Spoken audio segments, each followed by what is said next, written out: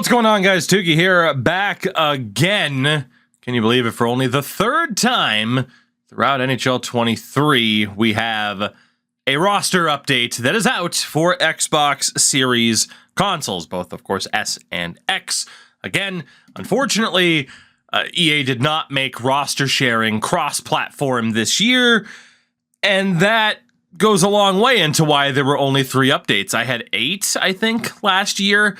And obviously my first update came out in February, mid-February, which is the latest I think I've ever put out that initial roster update. It was a rough year for roster editing purposes. EA had the massive issue at the start of the year of numerous incorrect heights, weights, fighting tendencies were abysmal. Those haven't been fixed as much. Then there was the middle of the year glitch when it comes to, if you remember, players in the creation zone not popping up properly. This was a real bad year that for a while there killed my motivation to do anything in relation to roster editing. But we do have this update that is based all around the first week of free agency and, of course, the draft as well. So I'm not going to go through everything. We haven't had as many overall and potential changes that we normally have, again, because EA killed my fucking passion. But there are some things that I want to talk about and showcase to answer questions as to, like, what the hell is that? The first one, perfect to showcase, Alex Killorn. Year 1 will have a $13 million contract with the Ducks. That is to make sure that they are not below the cap floor. There will be plenty of other deals like this that you see for teams that would have had tough cap situations. The Coyotes are a perfect example. If you have a team in franchise mode that is below the cap floor at the beginning of the regular season, it will automatically adjust every other contract to make sure the team is above the floor, and that means it stays that way. So if I didn't have these deals, it would bump Clayton Keller up to $8 million, and that would be throughout the entire duration of his contract, which is obviously highly unrealistic. But we do have all of the major moves, of course, that have been made. How weird is it, again, to see like JVR on the Bruins and Milan Lucic back on the Bruins, for example. But there are the examples like that of all the trades, barring, of course, draft picks, because there's nothing we can do about that. Free agency, the whole shebang. In regards to trades, obviously sometimes there is salary cap retention, so you will see examples of some guys having salaries that are a little bit higher than what they actually have. I forget who it was with Tampa that we just had to put a bit of an extension on because of the Patrick Maroon retention at $200K, which obviously isn't a huge deal. As well, what is factored into these rosters are buyouts, at least as best we can. There are some examples where you can't do it perfectly, but for example, Quinn Hughes gets that big salary spike to factor in the Oliver Ekman-Larsson buyout. So retentions, buyouts, all of that is still factored in as best as it can be. Nashville's another good example with Philip Forsberg a little bit. Actually, I don't know if it was with Forsberg, but again, it's just the idea of trying to replicate it as best we can. It's not perfect for every team. There are some teams where, say, oh, this guy's bought out for 3 years. Well, this team doesn't have anybody signed for 3 years, so you got to get a little bit creative with the money there. But yeah, you get the point. Injuries as well. There are certain things like, oh, should Max Pacioretty still be an 88? Maybe not after missing all of last season, but it is factored in that, hey, his durability is trash because we don't know how healthy he's going to be able to stay. And yes, of course, these rosters, you are still going to see 99s for deking, hand-eye, puck control, stick checking, poise, the lesser of the important attributes that you can really still kind of affect using sliders if you care to. They also aren't that sim heavy. And obviously that way you can have the more important stats, the passing, the defensive and offensive awareness, the shooting categories, be a little bit more realistic to the player. For example, Connor McDavid has 84 defensive awareness compared to, I think it's a 90 plus in EA's most recent update, and 70 body checking as well because he does not hit. So keep that in mind. You might like the rosters that way. You might not. Hey, if you don't, there are plenty of other rosters out there that I'm sure you will enjoy, particularly, of course, on the Xbox side of things. But again, the free agent signings are there. The free agent list as well is still relatively accurate to this point. Obviously, big names are still there.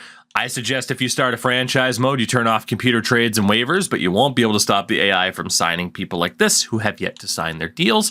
If you might notice someone's missing, feel free to go over to the international tab. That is where we dump players that have their futures in doubt or that have gone on to European leagues and that have a relatively high rating, or of course if they've retired, or again, their futures are very much in doubt. And what I mean by that is if you have someone who's a 79 overall in the SHL, franchise mode will just dump them onto the free agent list, and a 79 overall player is a relatively impactful player. So a lot of the typical tricks that if you have used my rosters before, you will be very, very familiar with.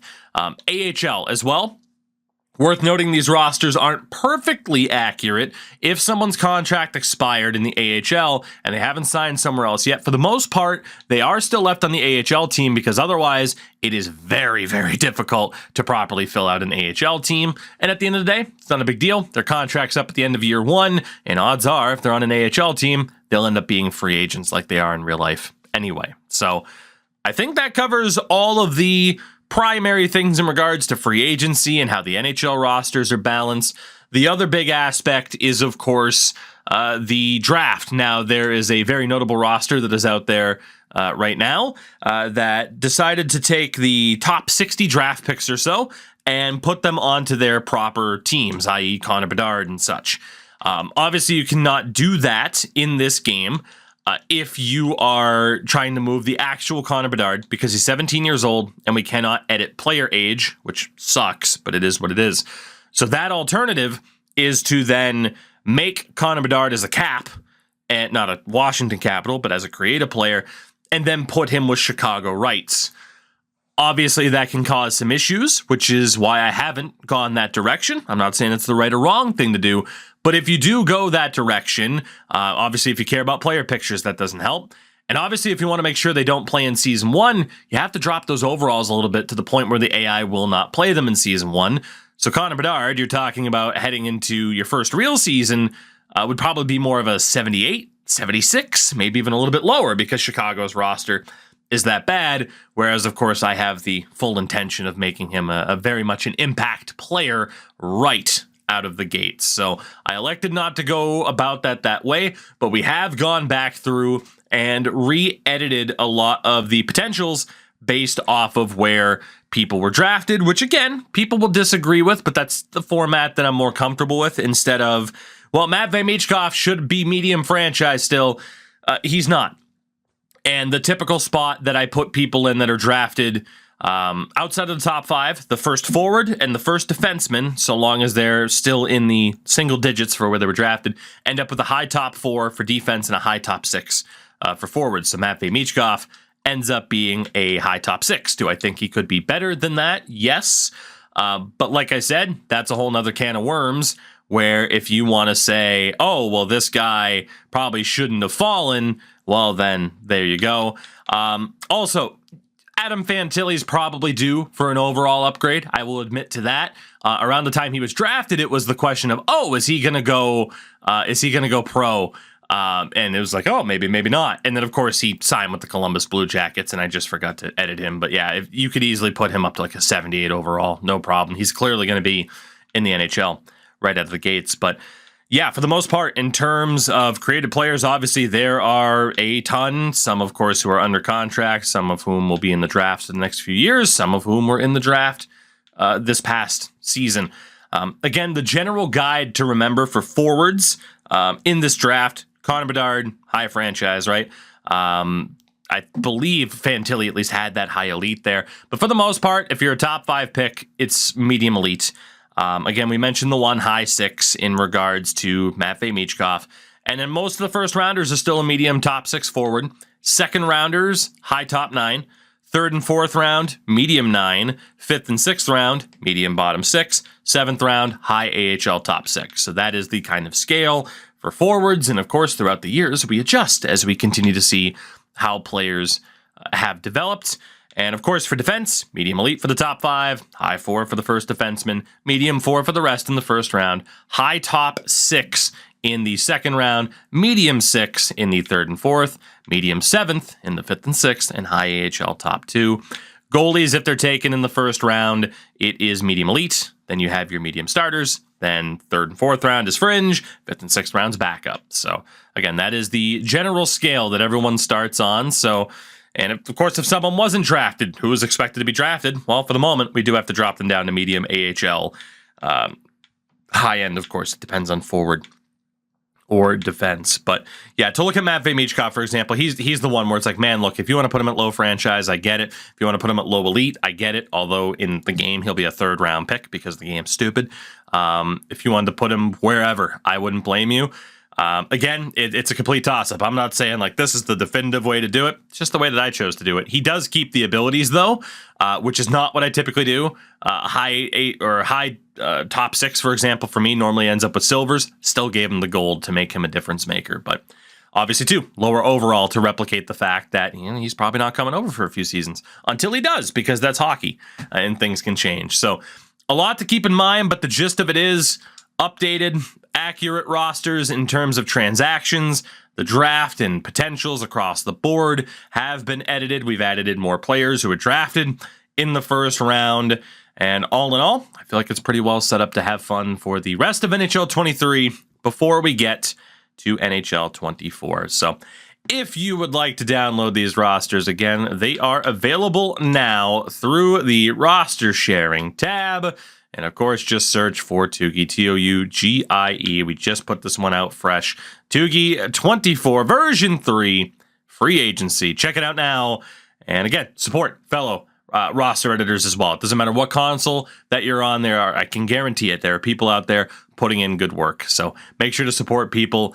Again, we waited for this feature for a very long time. And whether or not you agree with what I do, or if you don't have access to what I do, regardless, there are people out there who have put in the time that deserve your attention. So with that, I will see you all very, very soon. Thank you for watching. And yeah, do your best. Enjoy franchise. Enjoy Be a Pro for the next little bits.